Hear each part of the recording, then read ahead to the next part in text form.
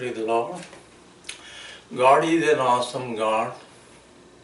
Yes, what an awesome God we have in Christ Jesus, who opened the way out in the Red Sea and made the children of Israel walk over as on dry land, and punished the Pharaoh of Egypt and King Nebuchadnezzar of Babylon. And He is the same mighty God able to save us. Just call upon Him and He will answer. Amen.